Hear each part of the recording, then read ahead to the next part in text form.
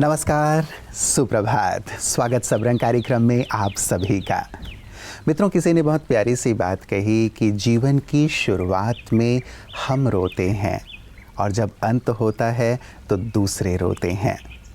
इस शुरुआत और अंत के रोने के बीच के समय को हमें हास्य में अर्थात आनंद में बिताना है। यही वास्तव में जीवन है और जीवन के इस मर्म को हमें समझना है।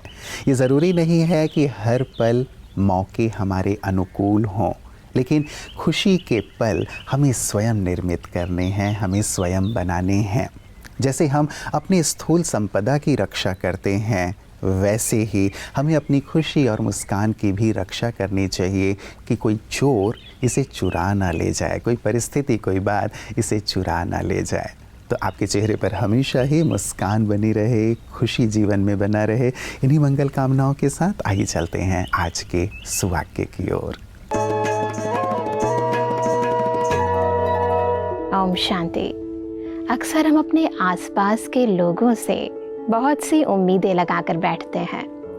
जैसे बच्चे हमारा आदर करेंगे, बड़े हमें आशीर्वाद देंगे, दोस्त हमारा साथ देंगे और सब हमें बहुत प्यार करेंगे। परंतु आज नहीं तो कल हर एक का ये भ्रम टूट ही जाता है। जानते हैं क्यों? क्योंकि जिंदगी का उसूल कहता है कि जिसके पास जो होता है वो वही देता है।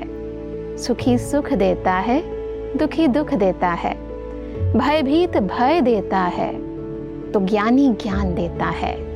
परेशान व्यक्ति परेशानी बांटता है, तो एक भ्रमित व्यक्ति भ्रम बांटता है।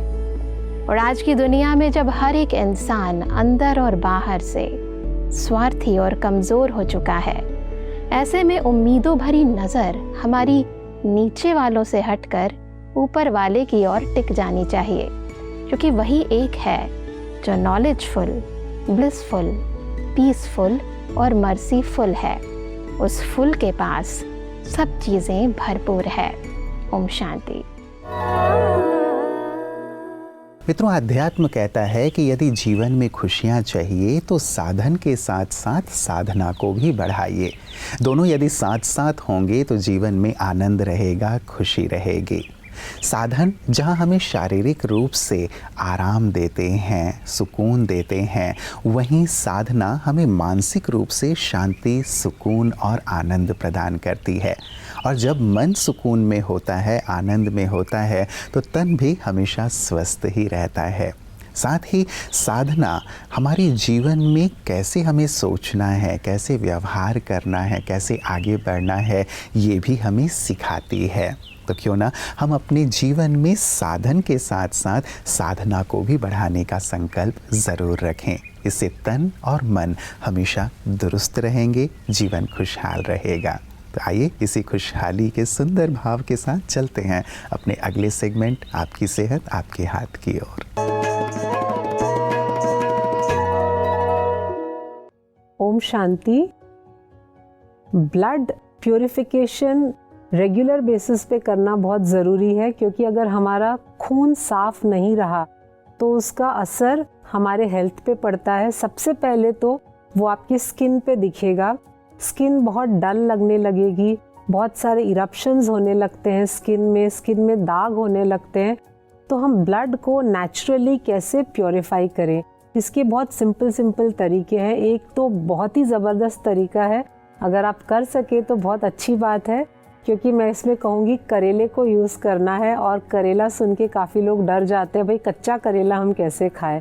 लेकिन सच बताऊँ तो आपको ज़्यादा कड़वा नहीं लगेगा। करेले का जूस बना के आप खाली पेट पीना। लेकिन ध्यान आपको ये रखना है, एक पर्सन के लिए आप सिर्फ एक मीडियम साइज़ करेला लेना, ज़्यादा मत लेना। और वो करेला पानी में आधे घंटे तक भिगा के रखना, क्योंकि कच्ची चीज़ें जब हम खाते हैं उससे कंटामिनेशन होने के चांसेस बढ़ते हैं। तो करेले को आधे घंटे आप पानी में भिगा के रखना। और इसमें धनिया पत्ता डालना बहुत ज़रूरी है। धनिया पत्ता को कम से कम 15 मिनट पानी में भिगा के रखना।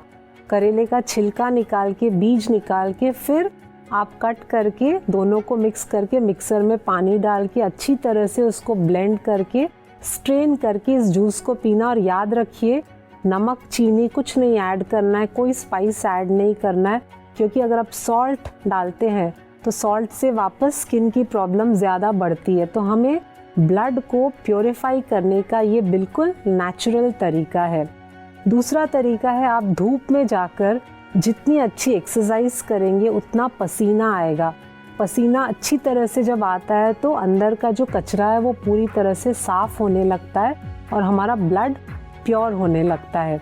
तीसरा तरीका है जहाँ पे हम जूस लेते हैं, और जूस एक तो मैंने अभी आपको बताया करेला और धनिया पत्ता, और एक जूस है जहाँ पे हम बीटरूट और कैरेट को मिक्स कर देते हैं। तो बीटरूट और कैरेट का जूस भी बहुत अच्छा होता है ब्लड को प्योरीफाई करने के लिए। तो आप अपने हिसाब से एक शेड्यूल बना लें, हफ्ते में 4 दिन आपने करेले का जूस लिया खाली पेट, बाकी के 3 दिन आपने बीटरूट और गाजर का जूस लिया। तो इस तरह से आप 3 महीने 4 महीने करेंगे तो ब्लड प्योरिफिकेशन आराम से होती रहेगी, साथ साथ धूप में एक्सरसाइज करना, और कुछ टाइम के बाद आप देखेंगे आपकी स्किन में बहुत नेचुरल ग्लो आएगी, क्योंकि आपका ब्लड धीरे धीरे एकदम प्योर होने लगा है। तो कोई भी एक्स्ट्रा आपको दवाई लेने की ज़रूरत नहीं पड़ेगी।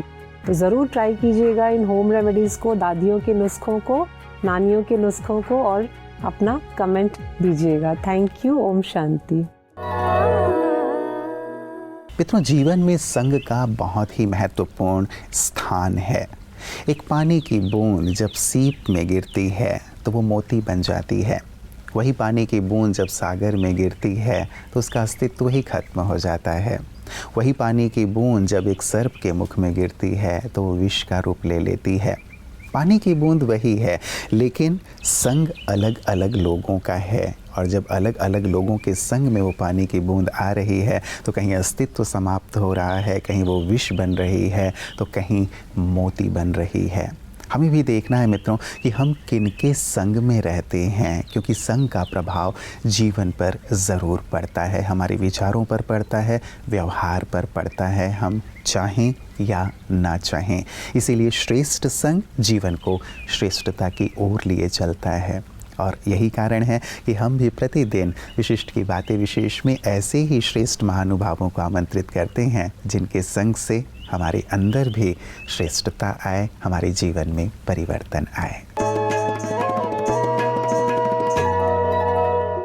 मैं अशोक जी जानना चाहूँगा मेजर साहब के बारे में ही कि एक्चुअली उन्हें हॉकी का जादूगर कहा क्यों जाता था? जब वो खेलते थे तो उनके खेल में ऐसी क्या बात थी?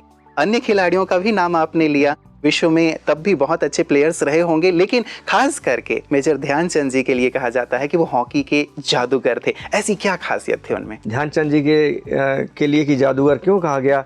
जादूगरी ये थी कि जहां उनकी बॉल फेंकी गई है या उन्होंने फेंकना है, वो बॉल उसी पॉइंट पर जाकर पहुंचती थी। जी कितने एंगल पर स्कूप करना है गोल के अंदर, वो स्कूप भी उनका उसी एंगल पे जाता था। तो इतनी एक्यूरेसी, इतना उनका खुद के कंट्रोल। एक जगह बैठे मैं सुन रहा था, टीवी का इंटरव्यू चल रहा था, दादा आपको तो हॉकी का जादूगर कहा जाता है, वजह क्या है? जैसा आपने सवाल पूछा, उनसे डायरेक्ट पूछा उन्होंने।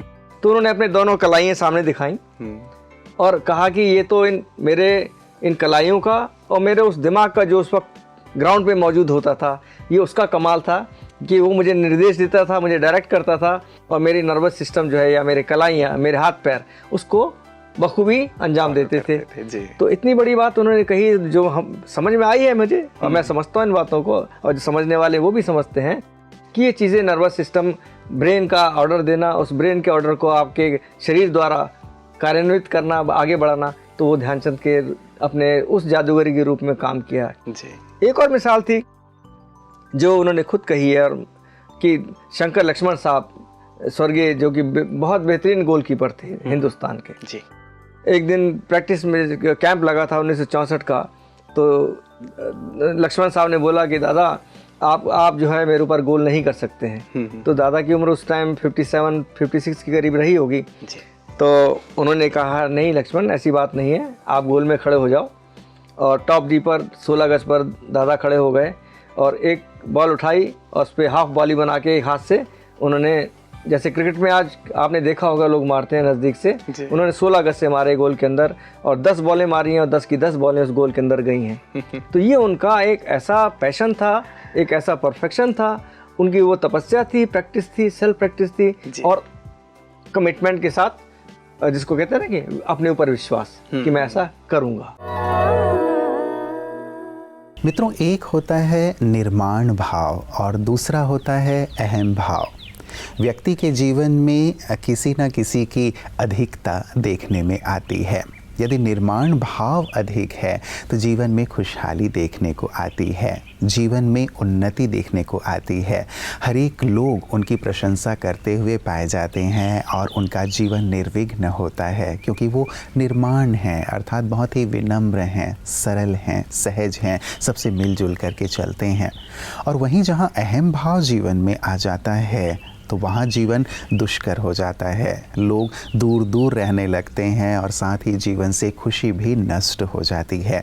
इसीलिए आध्यात्म यही सिखाता है कि चाहे कितने भी ऊंचे क्यों ना उठ जाएं, लेकिन ईश्वर का धन्यवाद करते हुए जो भी मिला है उसके लिए ईश्वर का धन्यवाद, शुक्रिया अदा करते हुए निर्माण भाव अपना करके रखें, ताकि उत्तरोत्तर आगे भी बढ़ते रहें और सबके स्नेही भी बनकर रहें।